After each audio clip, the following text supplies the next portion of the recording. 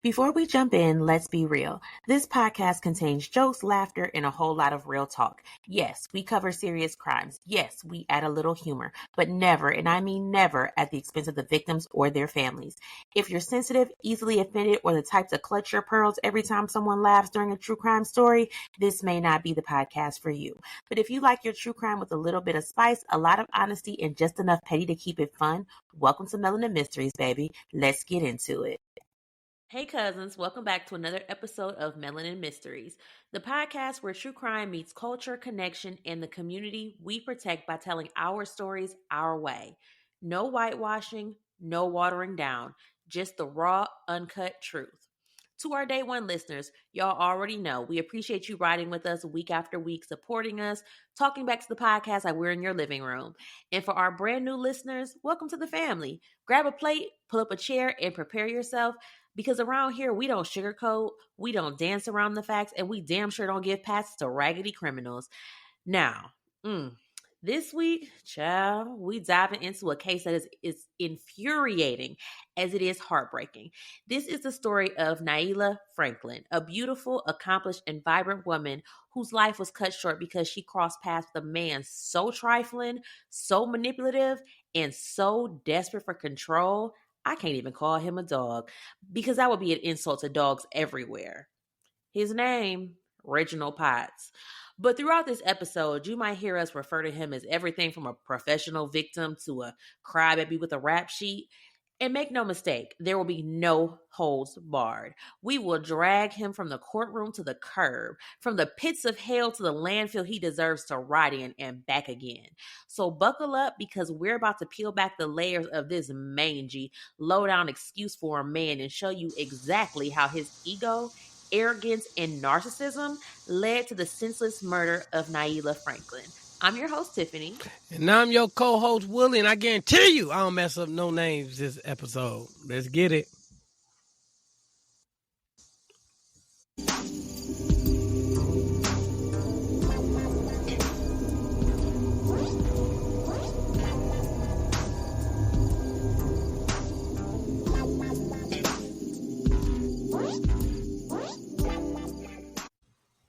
So have you ever met a man's authorized representative? You know, the version he sends out first, the polished, charming, says all the right things representative. That's the man I met. Or at least that's who I thought I met. But then the mask slipped. And underneath, it wasn't nothing nice. So I did what any smart woman does. I left. I moved on. I started building a life that didn't include him, didn't even think about him. But see, some men can't stand not being in control. And that's when they lose control. They get dangerous. He stalked me. He played the victim. Told anybody who would listen that I was the problem. But I was just out here trying to live my life. You know, love my friends and enjoy the blessings I worked hard for. And then this nigga took it all away from me. He snatched my future, my family joy, my breath, like it was his to take. Damn. Nailah O. Franklin was born April 12, 1979, in a suburb of Chicago, Illinois, to her parents Maria Maynard and Lee Franklin. Her name means one who succeeds. Now, she was one of 5 children growing up. Her parents divorced somewhere in her childhood, but she would still spend every other weekend and summers with her dad. She was really a daddy's girl. She was so pretty, y'all, like so pretty. And she was a tiny little thing, only 5'2" and 110 pounds. But what she lacked in height, her personality made up for. She loved to travel. She was extremely opinionated. And these are her own words that she posted on her MySpace account. And her grandmother was her hero. She graduated from Homewood Flossmoor Heights High School and went on to attend college at the University of Illinois at Urbana and graduated with a degree in advertising. She worked for an advertising firm until she decided that wasn't really what she wanted to do, and she ended up becoming a pharmaceutical rep for Eli Lilly.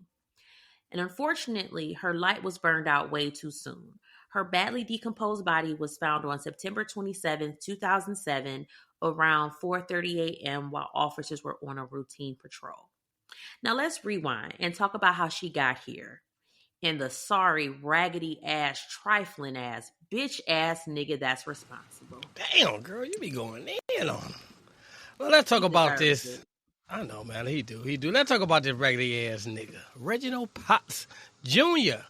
was born April 12th, 1977. Eerie, right? Both born on the same day, just 2 years apart. We don't know really anything about his background or upbringing.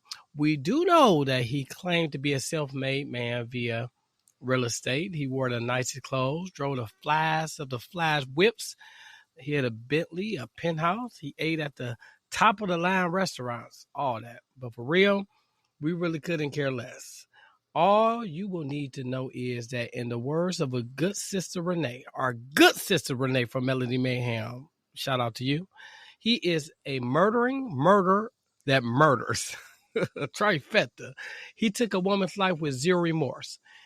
And you already know, y'all, Tiffany planned to drag this nigga through the mud this whole case. And do, because my mama used to say that everything that looks good to you ain't always good for you. Reminds me of me. Anyway, so let's dive right into what happened and how we came to this conclusion. So Reginald and Nailah, what reminds you of you? Huh? What? Did you caught that? I did. I was a heathen back in the day, man. All right, jeez, you know what I'm saying? Nailah, oh, you proud of me?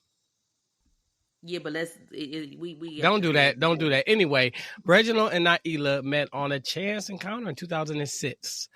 She thought he was a good dude, looked like he had it all together. But as we know, everything that glitter is not gold. They weren't exclusive, according to Reginald, and he was off doing his own thing. So he just like hit it when he wanted, type situation. Man, Nailah had enough. She was tired of him doing her dirty, dodging her calls. Random women were just blowing up her phone, trying to, quote unquote, come to her as a woman. And then he went and had a baby on her. And that's still not the half of it. Turns out dude rap sheet was so long he could wrap around the block. We'll get into that a little bit later, trust me. Your jaw gonna actually hit the floor. It's bad. This nigga, this man, what they say, he's a piece of work. By July 2007, Nailah, say it again. Huh? Piece of shit. We know. By 2007, she had enough of the foolery. She broke it off and went on about her business. Go ahead, girl. So July 16, 2007, Nailah said enough. Not I'll call you later. Not we just need space. Sis was at the lose my number and go to hell stage. She fired up that email, slapped adios in the subject line, and started typing with the kind of energy that says, I am free and my edges are laid. Now, before we get into it, yes, she and Raggedy Reggie were technically done, but y'all know how life works. She had met Andre Wright at an art gallery. And listen, y'all, Andre was giving grown man energy. He was polite, respectful, and the man smelled like success. Just what she needed. But he lived in Milwaukee. But the way he treated her, he was worth the mileage. And after dealing with Reggie's clownery, a man who could string together a full sentence without lying felt like a whole vacation. But you know how it goes when you're trying to ditch a man with toxic charm. You be talking about I'm done, but then you backslide. And then it's that one late night text, that one hey stranger call. I mean, it happens to the best of us. But nobody, and I mean nobody, can make you let go until you are good and ready. And on July 16th, Nailah Spears said, girl, hit that send and be done. Her email was straight fire. Quote, I'm very disappointed in you. She told him that their quote unquote relationship was nothing more than one of his little dollar store games. Disrespectful? Check. Flirting with her friends like he was at a speed dating event? Check. Damn. Obsessing over petty nonsense? Check. Only caring about himself in that raggedy little money chase? Double check. Then she hit him where it hurts. She said, quote, since the first day we met, you and your life have been nothing but lies. Ooh, she was clearing the air like a summer thunderstorm. She laid it out, the jail time and the criminal past he forgot to mention, the constant lies about where he was and what he was doing. The fact that he probably had another woman the whole time. He did. She had a baby on him. He had a baby on her. But the part that had her looking at him like gum on the bottom of her shoe, his refusal to acknowledge his own children.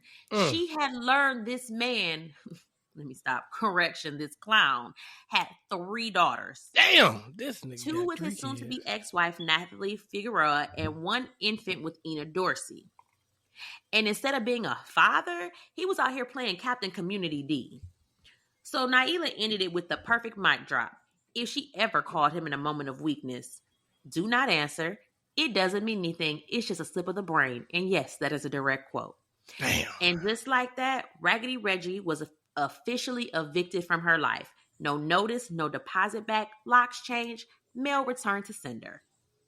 So even after sending Raggedy Reggie that audio email... Stop. I'm proud of her. I'm really proud of her. Now, that's a woman that was fed up. You know what I'm saying? I'm proud of her for doing that. I just want to throw that out there, man. I think more women should do that. You know what I'm saying? I remember somebody did that to me, and I'm not going to lie. I actually replied back like, man, I'm so glad you finally found your worth, man. God bless you. Enjoy your weekend. Sorry.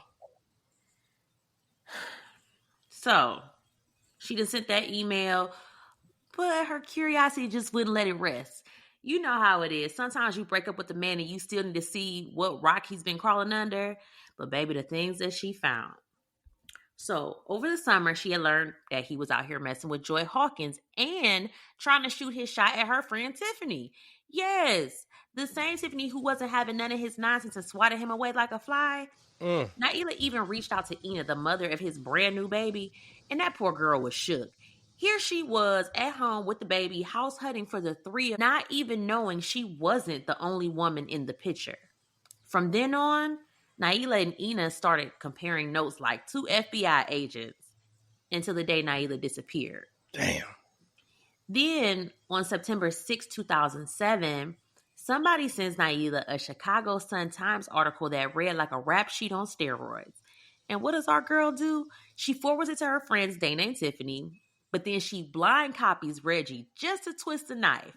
So the article said that this man had been arrested for drugs, weapons, stealing cars, threatening a cop. Oh, and escaping from federal custody after slipping out of handcuffs. This man had the audacity. It's no, you know what? It's not audacity. In the words of our good sis Renee, the nigacity. To call the FBI while he was on the run, bragging that they would never catch him. Oh, this nigga crazy. No, he's stupid. Yeah, you're right. My bad. But spoiler alert, they caught him under a bush. They always do. Later. Like, not you trying to go up against the feds. You can't do that. Hell no.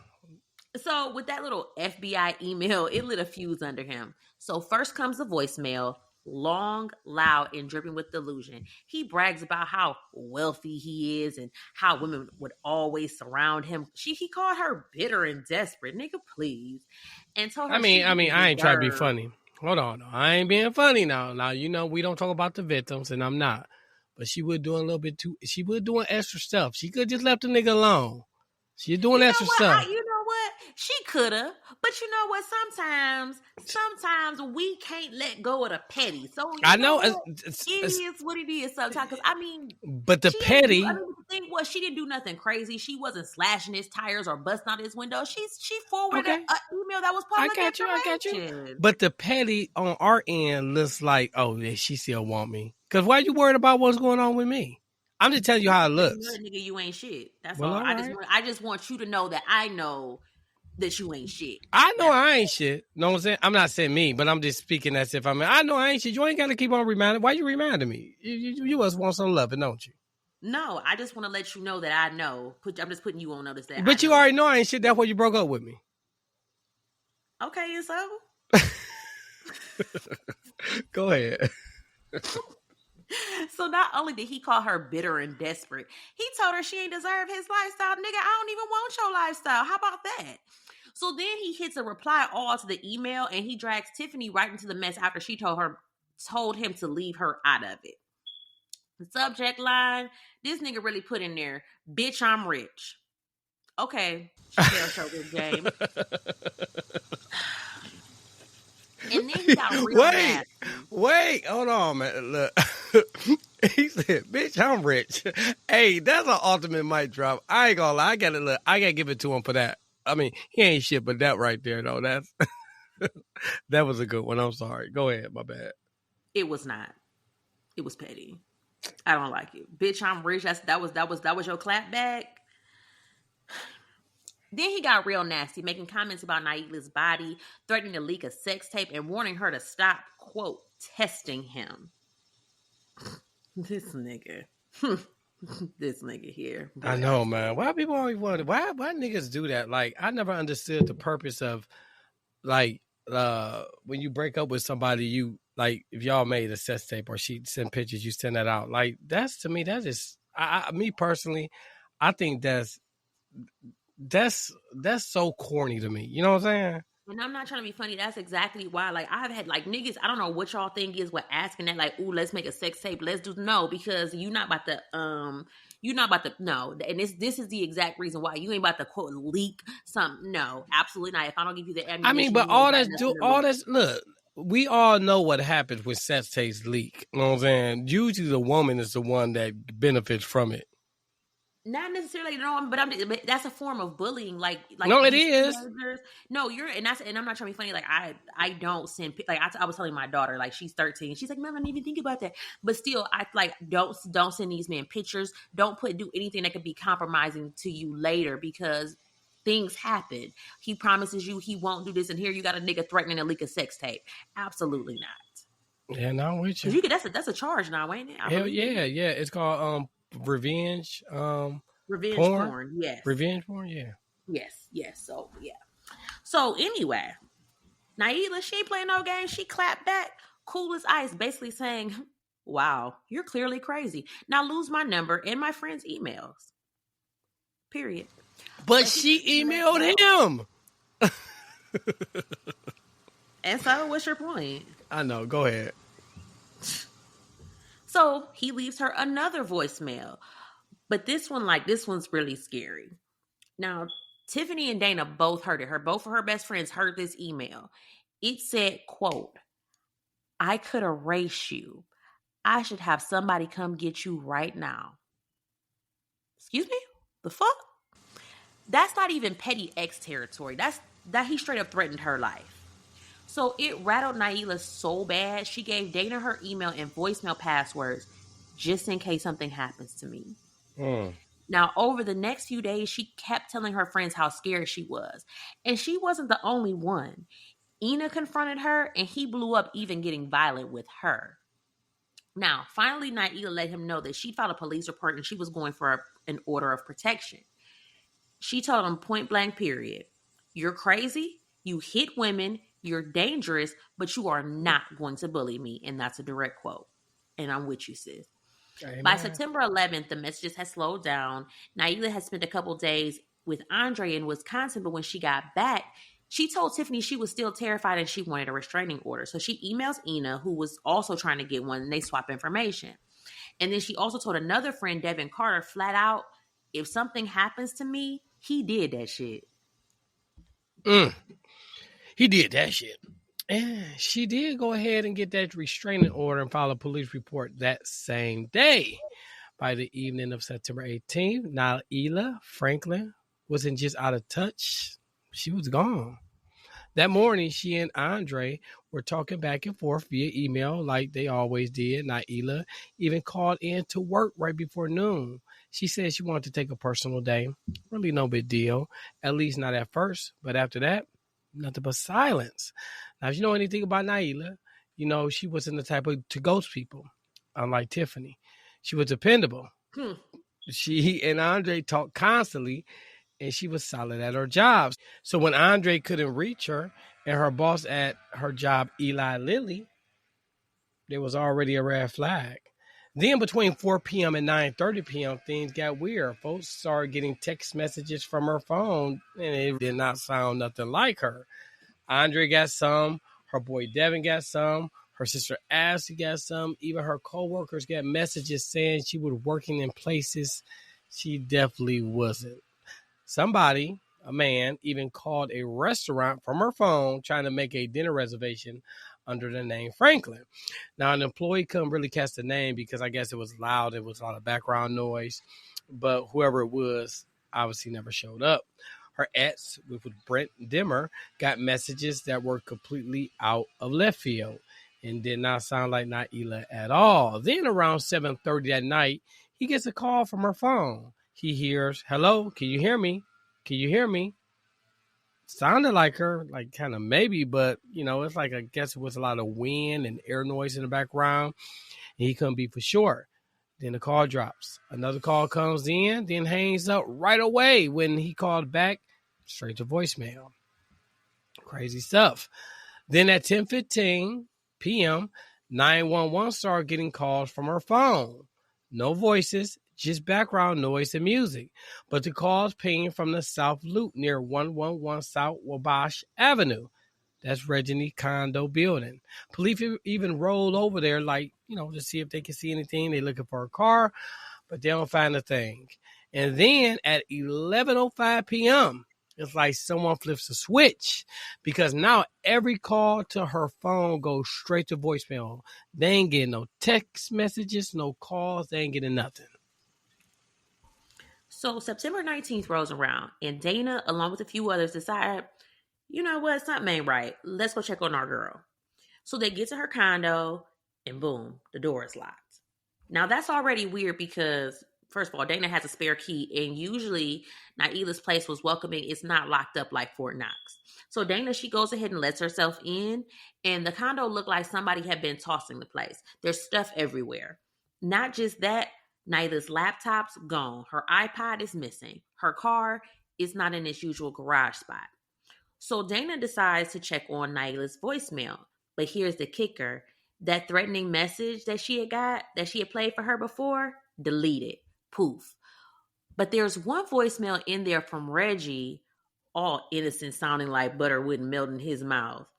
And at that point, Dana's not playing anymore. She reports Nailah missing, and once the media got wind of this story, it's out there for everybody to see.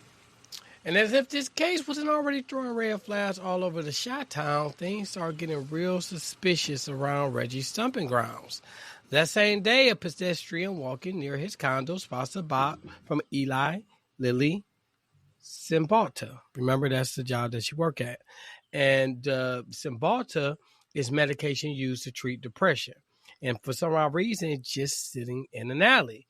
Now, Nailah's pharmaceutical rep, she's a pharmaceutical rep, forgive me, she always carries samples. But these ain't like the mints and shit that you can hand out at the corner store. No, they are highly regulated, and they are accounted for like gold. And guess what? There ain't a single doctor office in sight. The boss is just out there, just sitting there. The best pedestrian sees the news about Nailah. I guess he puts two and two together, then he called the cops. But by the time the police roll up, what do you think happened? The boss was mysteriously vanished. Poof. Gone.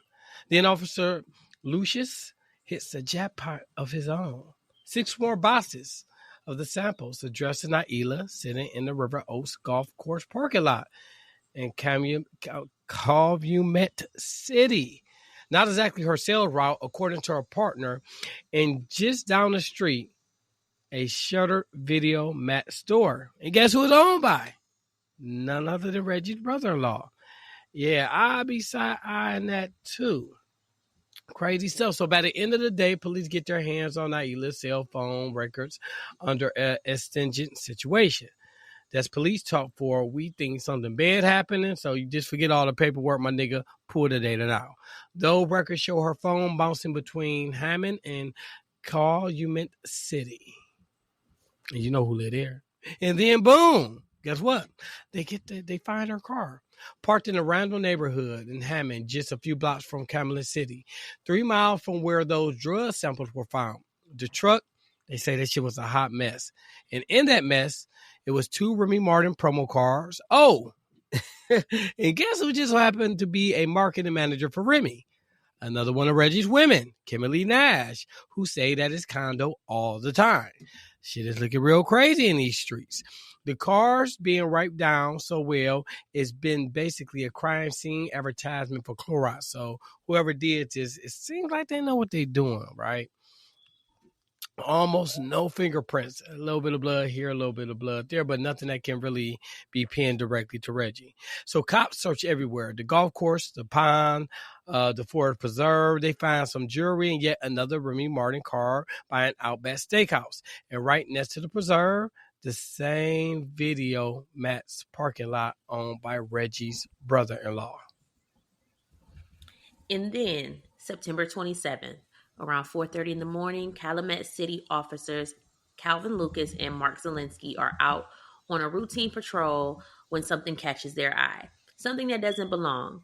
Hanging from a tree behind that vacant River Oaks video store, they spot what looks out of place in a quiet, dark alley.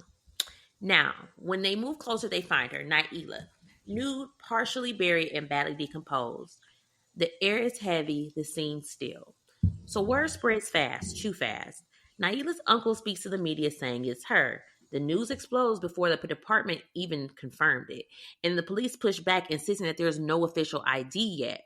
But then hours later, it's confirmed the way that no family ever wants to hear, through dental records. Man, the days after they found her were rough. The city was shook. Her people were hurting. And you can feel it in the air. By Wednesday, October 3rd, 2007, more than 1,000 folks packed into the Unity United Church in Christ for Nailah's funeral. And when I say packed, I mean every pew was full. People were standing in the aisles, spilling out the doors.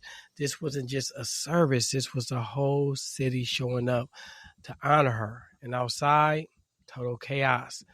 Media vans lined up and down the street, just, bothering people, cameras in people's faces, reporters shouting questions while folks in black trying to walk with some type of dignity. You know what I'm saying? Like, they're not trying to answer no questions.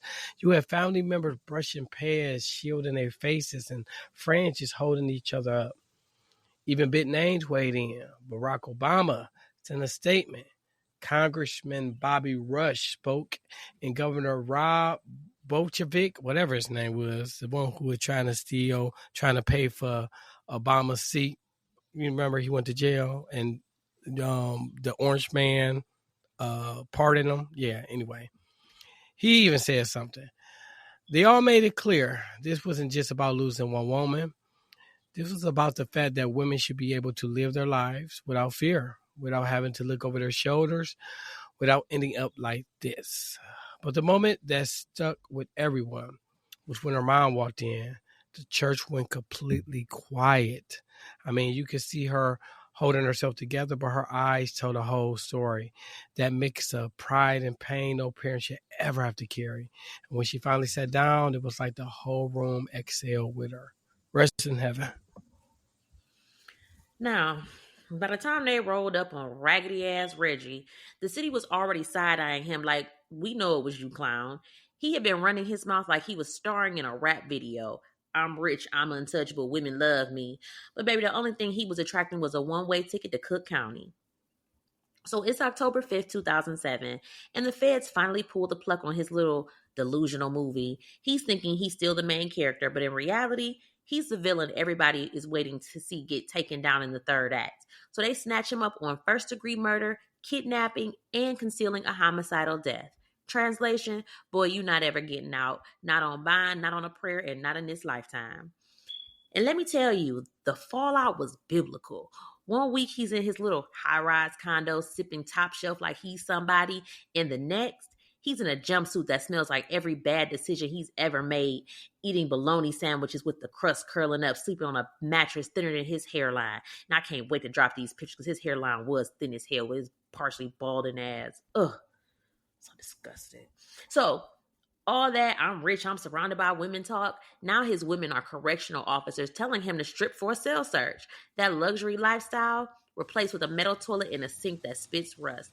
From bottle service to chain gang. Poof, just like that. And you know what makes it sweeter? He didn't even get a dramatic action movie takedown. This wasn't some high-speed chase or SWAT team kicking in doors. They just walked right up, put the bracelets on him, and walked him out like the human trash bag he is. Smooth, quiet, humiliating, just how he deserved it. I ain't mad at it. So picture this, right? Raggedy Reggie It's sitting in that cold-ass holding cell, smelling like bed, cologne, stale sweat, and regret. You think by now he'll be humble, maybe even have the decency to shut up and let his lawyer do the talking. But nah, not Raggedy Reggie. This fool still got the nerve to puff his chest out like he's somebody. Reported outside, cameras flashing. He's grinning like it's out, like it is his album release party, talking slick through the bar, throwing up little comments like he still got the upper hand. Sir, you are not negotiating a contract. You are negotiating which flavor of Jell-O you will be slurping in the mess hall tonight, brother. So he out there acting like court just another networking event. Oh, yeah, I know the judge. I'll be home by Friday. You know, niggas with money think, they can do whatever, man. Keep playing, and you're going to find out that your roommate going to be braiding your hair and calling you sweetheart before the lights out. We know that means what? That bougie cat will be getting touch. And the audacity. When the charges were read out, murder, kidnapping, concealment of a homicidal death, he said it like it was a parking ticket. No flicker, no remorse. Not an ounce of shame, just pure narcissist energy. Meanwhile, the whole city is watching, thinking this man really believes he's untouchable. New flash, Reggie boy. Not just Reggie, but Raggedy Reggie. You are not in your condo anymore. You're in County Blues. See, you traded bottle service for prison trays, designer suits for DOC-issued jumpsuits, and surrounded by dudes named Tank, Bit Mike, and watch out for Long Dick Harry. This wasn't a fall from grace. This was a swan dive into the sewer. And here where Raggedy and Reggie, little web of lies, start to unravel. See, this what happened. 2 days after Nailah's disappearance, he set his slick self down for an interview with police. He swore up and down he had nothing to do with it. According to him, they were just friends with benefits, and things fizzled when she found out that Ina was pregnant and that he had a whole roster of other women. He even claimed he hadn't seen her since August and hadn't spoke to her since the first week of September, right? Now, when the cops asked what he was doing on September 18th, which was the last day Nailah was seen alive, he gave them a whole itinerary like he was running errands for the mayor. He goes, I woke up, went to get some fish, filed some paperwork at the county building, handled a car invoice, and then, surprise, just happened to meet up with some friends, Hugh and Castro Echoes, for an innocent target run before ending the night with no one but two women. Not one but two women. This nigga was a freak. My thing is, you got all these different women you mess with. Why you so hard up on one? I don't understand that. That's that control shit that men got, though. I'm being honest with you. You messing with all these different women. Why are you so focused on one that don't want shit to do with you? All right, that shit's crazy to me. But anyway, so here's the thing, right? When they pull Hugh in for questioning months later, he initially backed Reggie's story, right? That's my nigga. I got to ride with him. That is, until the police hit him with the receipts. See, surveillance footage showed Hugh and Castro walking in Target alone. No Reggie in sight. And when Castro looked Hugh dead in the face and said, this is a murder investigation, my nigga. Tell the truth. Guess what happened? The damn broke. Hugh's new version. Reggie wasn't shopping. He was stranded in Hammond, Indiana. He had Hugh drive all the way to the gas station just over state line to pick him up. And when Hugh got to the first station, Reggie told him it was a different one. A few minutes later, here comes Reggie walking out from behind the gas station like some character out of a low-budget Tubi crime movie. Hugh drives him home, and that was the only time they were together that night. And if you thought Raggedy and Reggie was done, no. In the days after all this, he blowing up Hugh's phone. 3 calls back to back. Right before Hugh was scheduled to talk to police. Hugh admitted later that, he lied to detectives the first time. Now he swears Reggie did not tell him to lie, but come on. Both of them just so happened to get the exact same fake target story. Nigga, that is not no coincidence. That is coordination. Mm-hmm. Right? And this part right here, check this out. To me. Exactly. This is where Reggie tells on himself without even realizing it. They had a recorded conversation one day before Hugh's interview where Reggie brings up that baby registry from Target and says, and I quote, that baby registry does a lot. Oh, it sure does, Reggie. It does a lot. to make you look like the manipulative, lying, alibi, plotting coward you are. Jive ass turkey. Mm-hmm. So now, when the autopsy was performed on Nailah, parts of her were already partially mummified and skeletonized. Maggots had already started their work. In his estimate, she had been gone for 8 to 12 days, putting her death somewhere between September 16th and September 20th. And the way she was found, stripped of all dignity, naked, buried in a shallow grave, told him everything he needed to know. This was not an accident, it was a homicide. But here's the thing. There weren't any obvious marks or broken bones. So this is why Dr. Crowns said that the most likely cause of death was asphyxiation. And that could mean strangulation, smothering, choking, or even something like a plastic bag over her head. The kind of methods that can kill without leaving a single clear injury behind. Now, when Dr. Crowns broke it down, it wasn't just medical jargon. It was a cold reminder of the brutality she faced. 8 to 12 days. That's how long her family had been praying for her to walk through the door while her body lay out there, robbed of life and dignity. The shallow grave, the fact that she was found naked, that's not just murder, that's deliberate humiliation. Whoever did this wanted to erase her beauty, her power, her presence, and hide her like she was disposable. And that's the gut punch, because while the autopsy gave answers, it also sealed the truth her loved ones didn't want to face. This was no miracle rescue coming. When they finally went to trial, almost 8 damn years after Nailah was murdered, Raggedy Reggie decided he was going to go pro se. Yep, he really thought he was smart enough to play attorney, question witnesses, and charm a jury like he was some Law and Order audition. Spoiler alert, guess what? He wasn't. Now, the prosecution came locked and loaded with receipts. They laid out the timeline, the phone records, the shady movements, and all the women he'd been juggling and lying to. They tied him to the exact location where the car was dumped, where the body was found, and where those pharmaceutical samples that only she should have had ended up. This nigga sink. Case closed. Right? Or we got more? Oh, there's so much more. So from the prosecution standpoint, the evidence painted one very clear picture. Raggedy ass Reggie was setting the stage for this murder days before it even happened. So neighbors and security guards in Nailah's building saw him lurking in places he had no business being shady as hell. So on the morning of September 16th, a neighbor saw him sitting in his Bentley in the parking garage with the garage door propped open. Something that almost never happened. So when he was asked if he needed to move his car, he said no. But then a few minutes later, his Bentley was gone. The door was still wide open, and there he was peeking back in like he was casing the place. The very next night, another resident saw him wandering the hallway, not coming from any unit and not heading anywhere. So there was surveillance footage that backed this up. He walked out of the elevator straight to the parking garage for no clear reason. Security guards, they had their own run-ins. Lisa Hudson responded to a complaint that the garage door wouldn't close and found him pacing on his phone.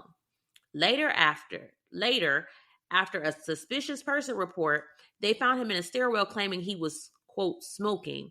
Problem was there was no cigarette, no smell of smoke. Okay. Then he lies about his name, saying that he was Johnson from Unit 403. They was like, So they called the police, and then he takes off in the Bentley. Later, they find the locking mechanism on that garage door had been tampered with. Then came September 18th, the last day Nailah was seen alive. So surveillance shows her walking into the garage just before noon. Reggie was right there with her when she came back. Now, around 1 p.m., they returned to the garage together. She was walking ahead, and at one point, she looked back at him. And that was the last confirmed sighting of her alive. Now, by 5 p.m., cameras at Reggie's own building caught him walking into the lobby carrying a laptop. An hour later, he left twice without it. The doorman didn't see him again until around 10:30 p.m. heading to the garage. 2 minutes later, he's driving away. Now, if all that wasn't damning enough, when police searched his apartment after Nailah's body was found, they find her iPod. The serial number matches. It's hers. But it had been renamed Reginald right after midnight on September 19th. The old database had been wiped out with a new iTunes file created. And before that, there was never a record of him owning it. Now, I know this was in the early days of Apple and iPod, but baby, you have like Apple like has a serial number for everything. Even back then, yes. Yes. Yeah, that's crazy. So next up, Reggie had swore he was going to be his contractor named Ivan. His name is actually longer, but I'm not about to mess up the brother name because obviously he's not from America and it got a lot of consonants involved in it. So we're going to call him Ivan, right? And that was on September 18th. He was going to meet up with him so he can pay him. Yeah, that was a lie straight to the pits of hell. So Ivan told the jury that there was no meeting, no plan, and that he actually stopped working on Reggie's condo weeks before because guess what? Reggie's first $5,000 check bounced. What happened to I'm rich, bitch? What happened to that? I mean, that's how niggas stay rich, though. They don't pay people. Look at your boy. Look at the orange man. Just saying. I mean, I feel, you know, you're right. Rich, he's a thief. Yeah, I mean, yeah, but look at the orange man. All these niggas, you gotta, in order for you to be rich, I'm sorry, you gotta cross people out. I'm a firm believer of that, but I could be wrong. But anyway, and instead of paying up, Reggie ghosted him like a bum.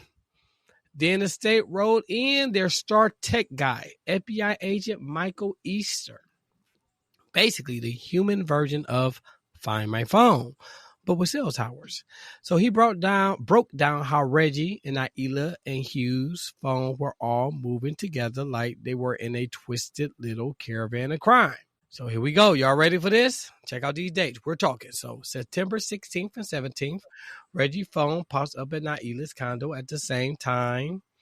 Neighbors saw him lurking like the ghost of boyfriend's past, right? September 18th, which was the day we talk about the death, well, the day she went missing.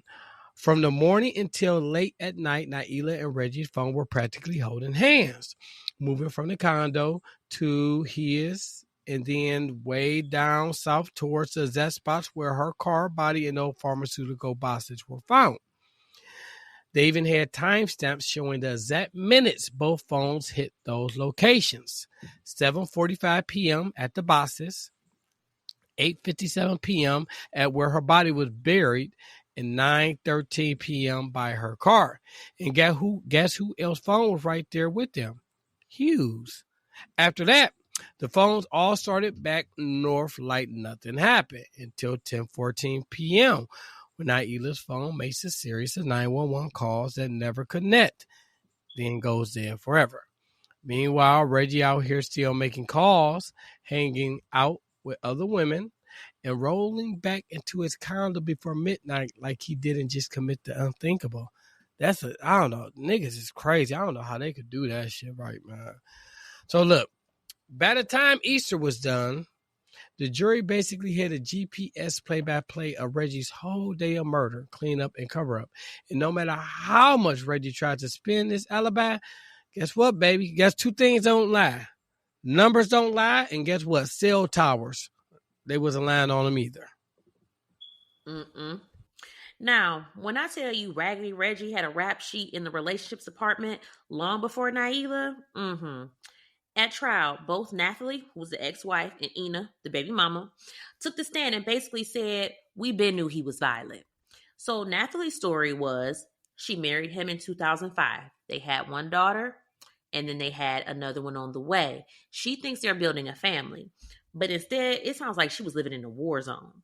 So she said soon after the wedding, she's driving on the freeway with their 4-year-old daughter in the backseat. They get to arguing. This nigga come on and punch her dead in her face. So she pulls over, her eye is swollen, she's crying, but she, tries to keep it to herself because the nigga's on parole. So she ain't trying to send her nigga back to jail. I would've. But then that summer, he pushes her down, climbs on top of her, and tries to suffocate her with a pillow. And he only stopped because their daughter walked in. Then again, later that year, he straight up chokes her with both hands until she can't breathe. And this time, again, he only stopped because their child sees. December 2005, with a newborn baby. So mind you, he's doing all this up to her while she's pregnant with his baby. This nigga don't give a fuck. He don't. Damn. So December 2005, with a newborn baby, he grabs her and throws her to the floor. January 2006, she finally says, I want a divorce. And he responds by hitting her so hard she bleeds from her ear. Then this sorry ass, bum ass nigga refuses to take her to the hospital in Naperville because he knows he's going to get arrested. So instead, he dumps her at Northwestern in Chicago and leaves her there.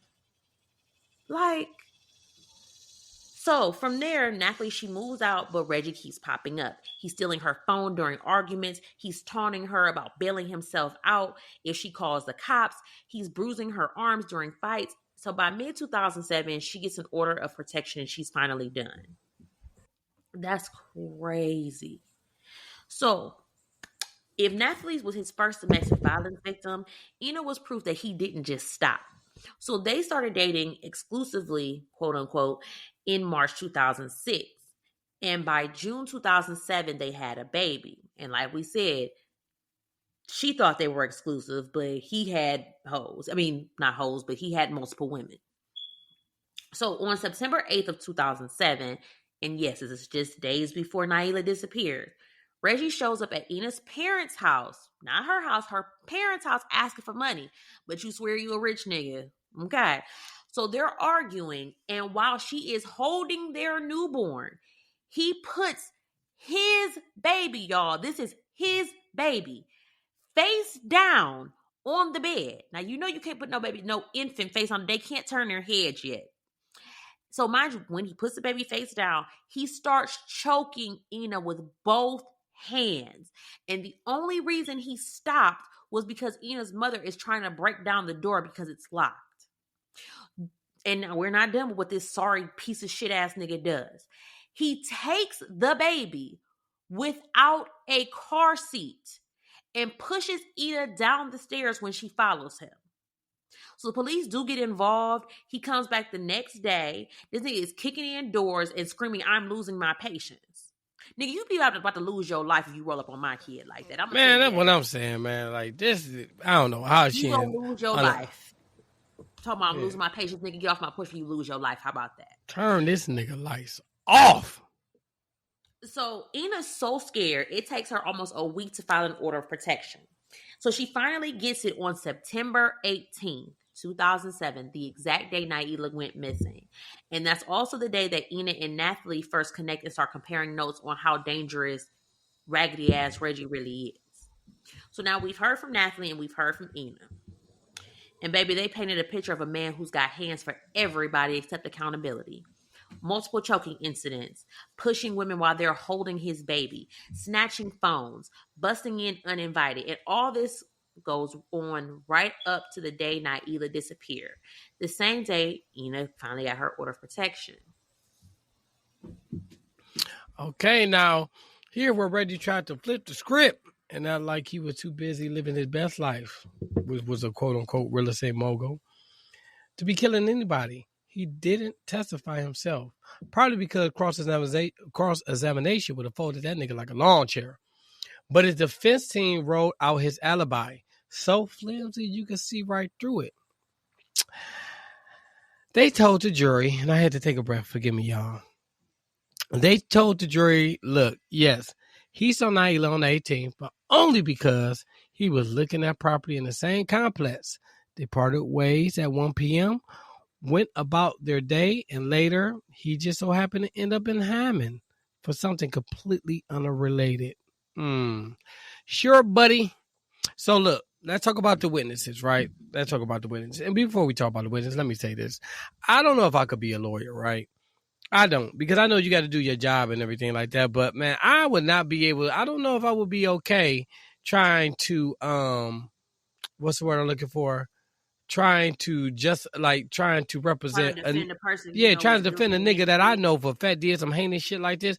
I don't think I'd be okay with that. Like, I really don't. Like, I don't think I would be. I understand they got to do their job, but sometimes I'll be wondering, like, how do some of these niggas sleep at night? Knowing that, like, hypothetically, he get this nigga off, knowing you just got somebody who literally murdered somebody off and they could do that shit again. Like, how do you sleep at night? Like, I think that's one of the worst professions to have. It must need it, but it's one of the worst professions. That's just me. That and male stripping. So anyway, so look, they told the jury, look, yes, He saw her on the 18th, and I told you he'd look at that property. They parted ways at 1 p.m. or whatever. Remember that. So we're going to talk about these witnesses, right? So witness 1, Mark Rush, the Hare brother. According to him, Reggie was a perfect family man, a good man, Savannah. Back in 2006. I know, man. I know. No drama, no abuse. And in September 2007, it was showing that he was just popping up in to grab some leftover appliances and furniture, okay? You got that? So what I'm about to say in witness number 2 was this Nancy Marino, the townhouse owner. She said Reggie visited her University Village property in the fall of 2007, maybe with a woman, but when the state pressed her on the dates, child, let's just say her certainty was on back order because the bitch lied. Just throwing it out there, right? Witness 3, and this is the main event. Aaron Allen, the mentee in real estate. Aaron swore he spent almost the entire day chauffeuring Reggie around Chicago in his 1997 Oldsmobile Cutlass. So let me tell y'all the itinerary, right? This is what he said happened. Breakfast together, drop off at home. 10 a.m. picks him up, back up, Daily Center for Business, then waits in the car. At noon, University Village stop. Reggie disappeared for 45 minutes. Aaron never even sees the inside. 1 p.m., off to Gold Coast Auto Body, a Bentley dealership, because nothing says parole like luxury shopping, and Mr. Lee's to drop off the Mercedes. At 6 p.m., takes him home, but comes back later for that mysterious Hammond trip. Now, here's the kicker. They head down I-94, but there's too much traffic, quote unquote. So they detour to a grocery store lot. Reggie hops out to talk to somebody for 15 minutes, right? So this nigga just, let's put this in perspective. Nigga sees traffic, say, man, we gonna take another way. Hops off the highway, go in the parking lot, just hops out the car and start talking to a nigga for 15 minutes. That's what he said happened, right? Then after he talking to this random nigga for 15 minutes, they get back on the highway and take 159th Street to 65344 4th Avenue, Uncle Tyrone's house. And guess what? That address is 2 to 3 blocks from where Nailah's car was found. And just around the corner from the gas station where Reggie met Hugh and Castro later that night. Remember? He said he was at another one. Then a couple minutes later, the nigga ran from behind the building like a cheap Tubi crime story movie. Remember that? Yeah. Mm-hmm. See? Shit ain't looking right. Because, of course, if you're totally innocent, you just accidentally end up right next to the crime scene the night it happened. Nigga, please. So, if the jury wasn't already side-eyeing him from the mountain of evidence, the state brought in even more receipts showing his violent and reckless nature. A gas station attendant took the stand and testified that Reggie came in hot, loud, and aggressive, and causing a scene like he owned the place. That alone wasn't enough. But then we get to the maintenance man from a condo building who told the jury how Reggie straight up battered him during a confrontation. The man was just trying to do his job, but apparently in Reggie's world, basic rules and human decency didn't apply. And it didn't stop there. He had already been under an order of protection involving his ex-wife. And guess what? He violated it multiple times. This wasn't a man who learned from his mistakes. This was a man who thought court orders were a mere suggestion. And then we take it behind bars. While awaiting trial for Nailah's murder, Reggie decided to attack a corrections officer. Not argue with, not have words with, physically attack. Like, and wait, hold on. I'm sorry. I don't mean to be rude, but this nigga is small built. We ain't talking about no Cot Diesel nigga. This nigga is built like a 17-year-old high school girl. Oh, for real. Like real talk. I just want to throw it out there. This nigga attacking guards. Yeah, go ahead. So, wait, where am I at? Okay. Like he was auditioning to prove every bit of the prosecution's point about him being dangerous. Oh, and just so the jury understood that this wasn't an isolated incident, There was a testimony in another case where he threatened an officer and his family, because in Reggie's mind, intimidation was just part of the package. So by the time the state finished laying out all of that, the jury wasn't just thinking guilty. They were wondering how many other people had narrowly dodged becoming his next victim. All right, so Tuesday, November 10th, 2015. That's the day jurors delivered their verdict. Guilty on first-degree murder after roughly 2 hours of deliberation. 2 hours. Y'all, that's barely enough time to decide on lunch. This nigga aggravated them so much, they didn't even take the extra time to get lunch. They're like, nigga, let's get this shit over with, right? So they said, forget it. A judgment on the clock. No mercy moment, right? All right, y'all. So we zoomed ahead and we passed this god-awful trial and verdict. Now let's get to the final blow, the sentencing. Let's fast forward to Tuesday, March 8th, 2016. Judge Thomas Gatner Jr. is ready to hand down justice. We're talking life without the possibility of parole. And it's official. Raggedy ass, rotten ass, ridiculous ass, remorseful not having ass, Reggie is never seeing the sun again. Life with no chance of parole, period. So he definitely gonna be holding somebody's pockets. As he should. He should. Mm-hmm. So the courtroom was packed with grief.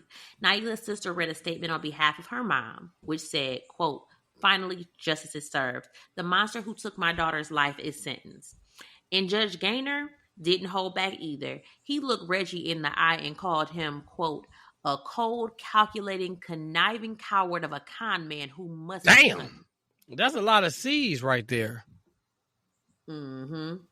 But the cherry on top, Reggie got his say. On day 5 of the sentencing hearing. Why the frick it take 5 days to sentence this nigga? Throw his ass away. Under the jail. And this nigga spoke for 40 minutes. The nigacity of it. I am like this. He is such a narcissist. It aggravates my soul. And he's trying to play the victim, talking about, quote, "I didn't stalk Nailah and I did not murder Nailah, period." Nigga, yes, you did. Okay, calm down. He also tried to gaslight with emotional baggage about his upbringing, crying into the mic about his broken home and loving family. Boy, hold on. But wait. We said I'm rich, bitch. Right. Keep that energy. I know he said I'm rich, bitch. Keep that energy. Like, oh my gosh. But the court and the crowd, they saw right through that mess. So, okay, y'all. Here's the final act, right? Reggie didn't just sit quietly after sentencing. He tried one more move to twist the script. Oh, here we go. He filed an appeal to the Illinois Appellate Court in 2021. He claimed a laundry list of complaints. Y'all want to hear them? Here they go. Yep, the court handled, I'm sorry, I apologize for that. The court handled jury instructions wrong. His counsel was ineffective. Prosecution played dirty. Bitch, that's what they supposed to do. Just throw that out there. They're not supposed to play dirty. They just told the truth. And I'm just saying they trying to win. That's all I'm trying to say. They trying to win, my nigga. They not lying on you, nigga. You did that shit. I guess you're right there. Yeah, my bad. You're right. Prosecution played dirty. Evidence got suppressed improperly. And get this. He wasn't allowed to spring a new witness who showed up after trial without spilling that person's identity publicly. But the appellate court, they didn't buy it. In 2021, Judge Ellis and her panel affirmed the conviction across the board. No slip-ups, no do-overs. Reggie lost flat out. You lose. After that, the jury handed that guilty verdict, and the judge hit him with life without parole. Raggedy ass Reggie did what raggedy men do. He started filing papers like he was running a law firm from the jail cell. I mean, they ain't got shit else to do. First came the direct appeal in Illinois, denied. Then the post-conviction petition, denied. The court basically told him, "Sir, take your L, sit your fake ass down. Your Bucci cat will be tampered with." But he did not. No. Oh, no, he didn't. Now, Here's where Reggie proves he's still wasting taxpayers' dollars. On July 2nd, 2024, so just last year, from the comfort of the Arkansas Valley Correctional Facility in Ordway, Colorado. Yes, Colorado, because Illinois says we don't even want your ass. He filed a petition for a writ of habeas corpus under Title 28 U.S. States Code Section 2254. For the folks who don't speak legalese, habeas corpus is basically when a prisoner says, "Hey, judge, you're holding me illegally. You got to let me out." It's a last ditch get out of jail card you pull when you've already lost everything else. His target was the director of the Illinois Department of Correction. His claim, his conviction and sentence were unlawful and he should be released. Blah, blah, blah, blah, blah, blah, blah. Baby, this was just his latest Hail Mary after losing every other shot he had. But given his history, the amount of evidence against him, and the fact that even the gas station surveillance footage was giving, "Sir, you're done," this was never going to be a Perry Mason moment. So Judge Ness and Magistrate Judge Gilbert took one look, and spoiler alert, Colorado still has his bed made up. That writ went nowhere. And now that's exactly where he's going to stay. Colorado can keep his ass. Illinois already washed their hands of him because at the end of the day, Nailah Franklin didn't get a second chance, and neither should he. Yeah, man, fuck him. Excuse my French. I don't like cussing. No, not excuse nothing. Fuck that I bitch did. ass. So that was the story of who? Raggedy bitch ass Reggie. Ooh, I'm damn. broke. No hairline. Ooh, shit. And the beautiful Nailah. And look, I'm proud of myself, man. I didn't mess up her name, man. Rest in heaven, Queen. Yeah, definitely rest in heaven. Know what I'm saying? Because you definitely did not deserve that, man. And I'll say that to say, lately we have been seeing a lot of situations where men are not what I gotta say, men are not doing what they're supposed to. Look, I'll say this: if a woman don't want you, move the fuck on. Keep your hands to your goddamn. Keep your hands to yourself. Move the fuck on. My thing is, it bothers me when women say they done with a nigga can't take it or whatever. Usually the nigga was on some bullshit anyway. So it's not a situation where a woman just say, "I'm done with you" because she don't want you. Even if that's the case, it's still justified. But usually because a nigga ain't shit or whatever, and then, know what I'm saying, she say, "I'm done," and the nigga, "I don't want to be without you," and then you do some ignorant shit. Prime example, old dude, your girl from Love and Hip Hop. Know what I'm saying? You put your hands on somebody and then you got unalive, nigga. I'm sorry. It ain't gonna be no rest in heaven for me. No, my nigga, you did. Hey, look, you did the crime and you got killed.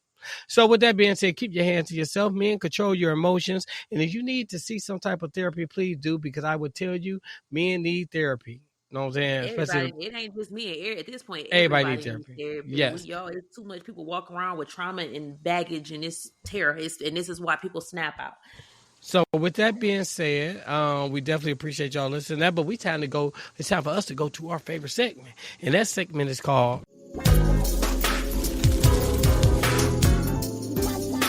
Love, Lies, and Alibis.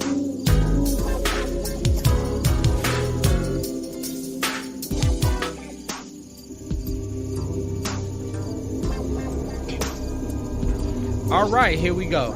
I'm not reading this long ass letter. Okay, so this week y'all had to help y'all cousin out because she got some things going on. So we got a letter this week. We haven't had one in a while, but this one, yeah, help y'all cousin out. So it says, "Dear Love, Lies, and Alibis. First off, I love y'all show, and I never thought I'd be writing in, but here I am. I'm 6 months away from my wedding. My dress is fitted, venue paid in full, bridesmaids' dresses ordered." Oh wait, hold up, wait. Okay. And I was just starting to get excited.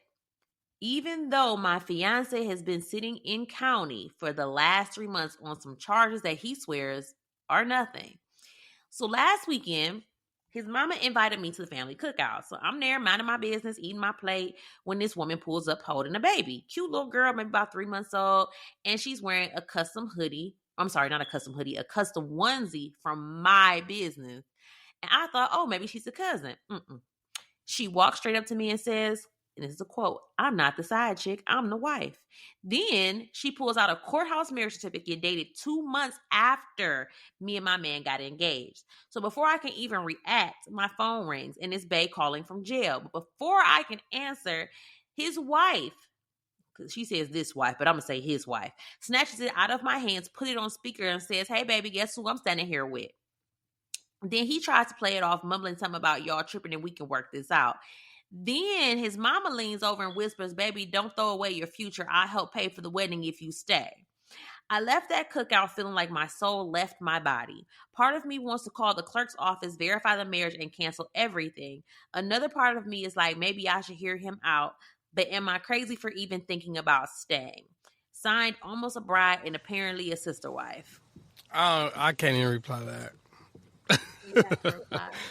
I do. What are you talking about? I do reply, but I mean, I'm not about. I don't know what to say about that one. All right, look, maybe after we read a couple of our Cuzzo's messages, I'll reply to that. So what would you say? My response gonna be? We know your reply, but we still want to hear it though.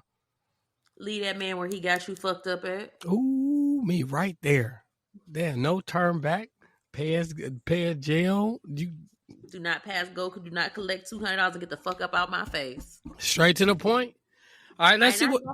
I said I had to cancel a wedding before. Like I said, I had my dress, my venue was halfway paid off. Save the dates had went out. She canceled that bit. Yeah, remember I had my daughter had her dress. I straight up canceled that shit. I lost about $6,000. Yeah, my brother did that. Remember, Kellen did that. Yep, I'm like, and people have said like, I don't want to cancel my wedding because it's embarrassing. And you know what? It was embarrassing. It was embarrassing as hell. But you know what? I'd rather go ahead and cancel this wedding than be embarrassed on filing for divorce 6 months later. Amen to that. Speak on it. So look, let's see what our cousins got to say. All right, so I'll read the first one. All right, let's go to Cicely Reynolds. Even if you can't verify he is married, look at the mess you are already standing in. You didn't even know you were a stepmom.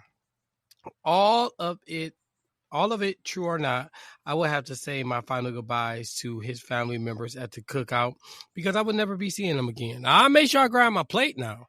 I ain't leaving without a plate. Period, point blank, I'm getting my plate. Okay, and the memes in here, I mean, the gifts in here are hilarious. So ML Latasha said, I turned my phone over looking for the rest of the story. Please tell me this is a letter from jail because what? And then she says, I can't even. Nicole K. Lightfoot. Why did we put their whole name in it, man? Why do you have to say their whole name? She got it posted. You know what I'm saying? She said, ain't no way I'm hearing anybody out in jail. Is there no bail? He's married. His family knew all along and invited you to the cookout just to mock you. They knew what they were doing.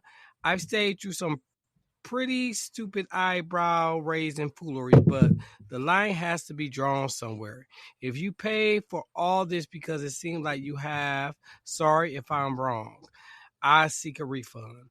And if I get it, if I can't get it, sorry. But this ain't it. You can make a fool of your own self. Don't let him, her, and the third gaslight you. I know you are better than all of this. So Tiffany says, what does the mama mean, don't throw your future away? Lady, you ain't even bailed your son out of jail yet, so how you gonna pay for a wedding? Baby, when the judge hit the gavel, that relationship was over. Go and be free. We outside, in my Jada Kiss voice. So I know that's great. Jennifer Hunter. Now, Jennifer Hunter, what did she come to our live?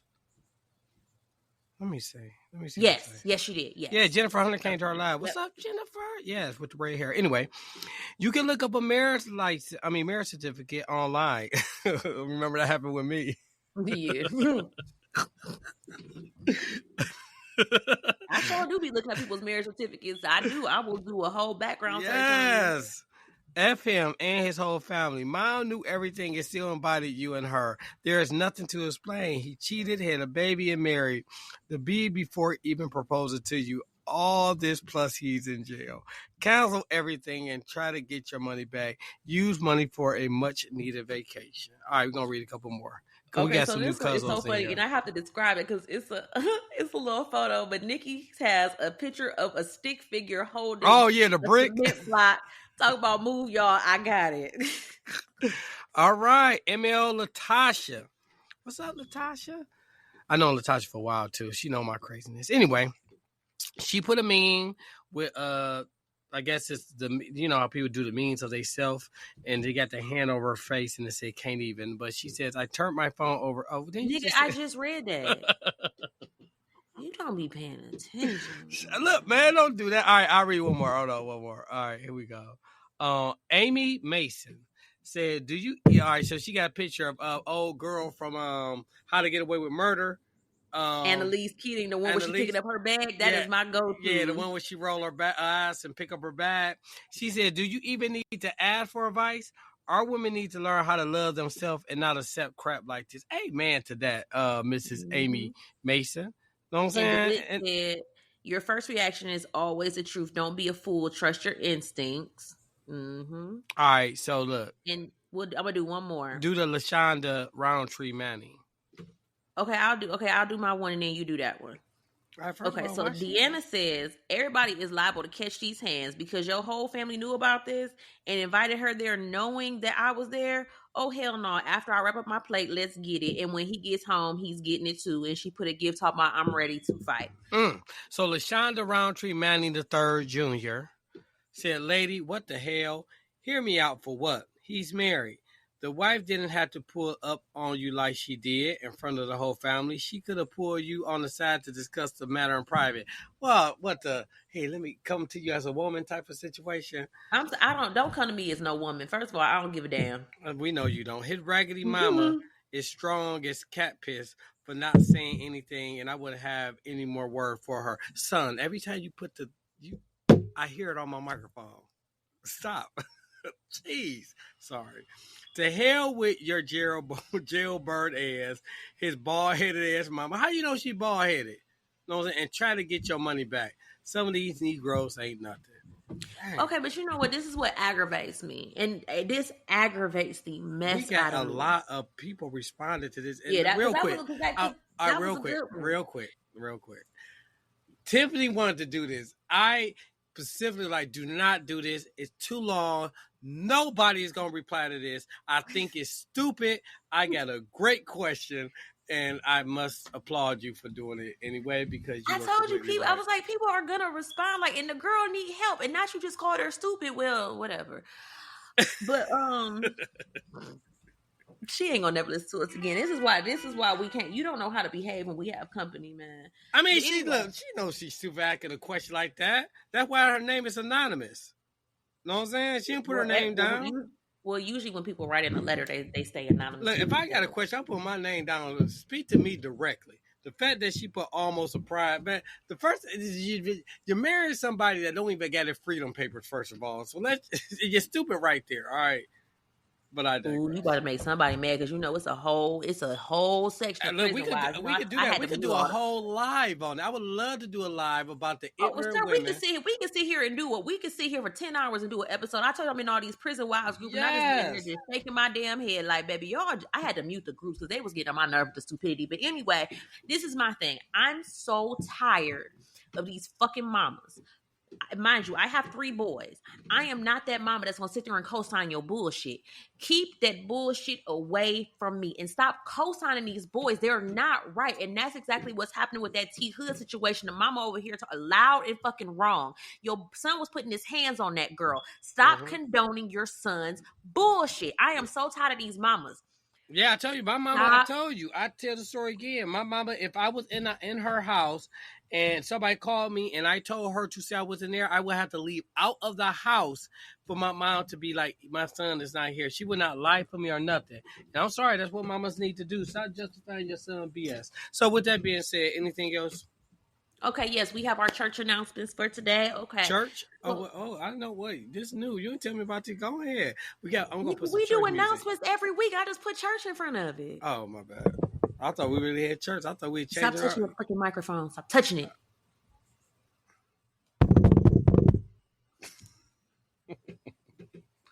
I'm sorry. Go ahead. My bad. So church announcements for this week. So if you have been living under a rock, you should know by now the BTCC, the Black True Crime Collective, which is comprised of ourselves, Melanin Mysteries, Melanin Mayhem, Not Our Brother's Keeper, and A Sip of Red Rum. That is the clique. Willie, don't repeat it because I just said it. And if you don't know, we are hosting our very first BTCC Presents Crime, Cocktails, and Canvases. Oh my God, it is going to be amazing. The date is October 18th, 2025 in Atlanta, Georgia. And we got a whole bunch of Atlanta people on here. So I look at the stats. It's a whole lot of y'all. Get y'all tickets. The tickets are going to be posted. The link is posted in our show notes and as well as in our group and our social media. It is going to be 4 live cases, 1 case from each podcast. We gonna sip on some stuff and we gonna paint and it's gonna be a time. There are VIP and there are general admission tickets. I'm gonna advise y'all to go ahead and get y'all VIP tickets because they snatching them up and there are only a few left.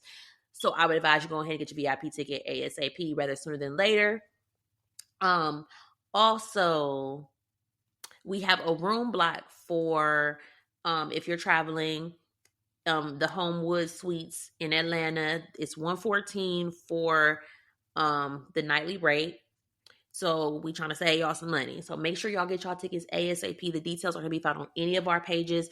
Also, I say if you're in our Facebook group, Love, Lies, and Alibis, you might have to search Melanin Mysteries for some reason. I don't know why it comes up like that, but that's how it comes up. The BTCC, we also have a group there as well. From what I understand, we're going to do a virtual meet and greet here soon. I'm going to post the details for that soon as well. What else we got, Willie? I don't know. That's it. I feel like there's more, but I can't recall. Oh, my bad. Let me back up. That was me rewinding. You guys, for all the people that was our Love, Lies, and Alibis segment. If you would like to, know what I'm saying, answer one of these questions or give any advice, you could do so on the Love, Lies, and Alibis Facebook group. How do you join? I'm glad you asked. Look it up on Facebook, and then you have to answer a couple questions, which are easy. We allow you in the group, and there you are. You're not a fan. You're not a listener. You are a cousin. So make sure that you look us up on Love, Lies, and Alibis. Also, join our BTCC group. I just said all of that. Oh, my bad. See, this why I literally. My son was talking to me about nonsense, and I was listening to him. My bad. I thought I was doing something. I apologize, y'all. Sweet baby in Jesus. So that is all we got. So, don't forget, please make sure you're sharing the podcast with your friends, your family, the barista at Starbucks. And if you could do us a favor, and if you're enjoying the podcast, please leave us a 5-star review wherever you are listening. Oh, make sure you catch up every Thursday on the Snitch Files. If you have not paid attention to the Snitch Files, they're so fun to do. You can recommend a snitch. It doesn't have, as long as it's a black snitch, they can be mixed too. That's cool. Oh, yeah, but you know what though? I think the Snitch Files should be anybody. No, we're black. Okay, my bad. We don't tell the black the and male black, story. black. All right, you're right. We only tell our story, man. Black, blicky, black. So yeah, recommend us a snitch. Our DMs are always open for Snitch Files as well as cases. Y'all always send me cases. I appreciate it. Our list is a mile long. I am working through them. I promise you I'm working through them. It's just so many of them. Also, we still have ad space available. I always forget to talk about that, but yeah, we have ad space available. If you have a small business, so let me give you this. Hold on. I'm gonna give you 2 ways to advertise your small business. 1, you can run an ad here on the podcast. Remember, it will be on here forever. So if somebody hears this podcast 5 years from now, your ad is still here. Or my small business, My Crafting Dreams. I also offer you to put your flyer in my mailers. I'm at the point where I'm sending out 1 to 200 packages per month. So that is 1 to 200 packages that your business cards could be in, getting out to the masses. So just go to my website. It's mycraftingdreams.com, and we can get that going too. And I think that's all I got now. That's it, man. Hour 16 minutes. This is one of our longest episodes. Besides the one we did when we did the collab. Yeah, we did an hour and a half. But this one was a long case. It was just so much information. The freaking court documents were 44 pages alone. So yeah, okay. It was a lot. Well, no, I want to thank you, and I want to thank Tiffany for just being a nigga, right? The fact that I sat here and I listened to your smoke Smoke alarm beep. First of all, I'm trying to fix it, but it's in a place, and I'm trying not to fall over the balcony. Oh, I got you. You I'm sent me the struggling. picture. You sent me the picture. I'll show you. I didn't want that. I think that's like some of that right there is. I think that is so black right there. If we all I'm do it. trying to get it fixed, and I'm trying not to fall over the damn balcony while trying to fix this. I'm struggling. I'm struggling. I know, and I just heard again. So with that being said, take us out. All right, so just remember that love should not come with a life sentence. So make sure you choose freedom and not felonies, and we'll catch up with you on Thursdays for a new episode of the Snitch Files. Yep, and we out.